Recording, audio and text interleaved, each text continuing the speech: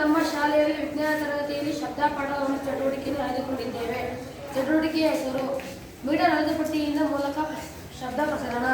ತಂಡದ ಹೆಸರು ಇಲ್ಲಿಯ ಮಾನವ. ತಂಡದ ನಾಯಕ ಜೀವನ. ಸದಸ್ಯರು ಆನಂದ, ಚಂದ್ರಶೇಖರ್. ಶಬ್ದವು ಘನಗಳ ಮೂಲಕವೂ ಪ್ರಸಾರವಾಗುತ್ತದೆ ಎಂಬುದನ್ನು ತಿಳಿಯೋಣ. ನಾವು ಇದರಲ್ಲಿ ಒಂದು ಉದ್ದದ ಲೋಹದ ಕಡ್ಡಿಯನ್ನು ತೆಗೆದುಕೊಂಡಿದ್ದೇವೆ ಮತ್ತು ಅದರ ಒಂದು ತುದಿಯನ್ನು ನಿಮ್ಮ ಕಿವಿಯ ಬಳಿ ಇರಿಸಿ ಇನ್ನೊಂದು ತುದಿಯನ್ನು ಬೆರಳಿನಿಂದ ಗೀರಲು ಪ್ರಾರಂಭಿಸಿದೆವು.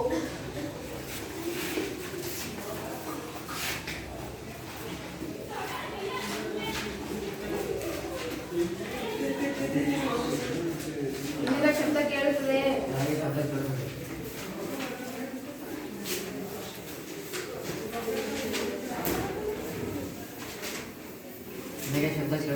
ನನಗೆ ಶಬ್ದ ಕೇಳುತ್ತದೆ. ಹಾಗಾದರೆ ಈ ಚಟುವಟಿಕೆಯನ್ನು ನಾವು ಘನಗಳ ಮೂಲಕವೂ ಶಬ್ದ ಪ್ರಸಾರವಾಗುತ್ತದೆ ಎಂದು ತಿಳಿಯಬಹುದು. ಧನ್ಯವಾದಗಳು.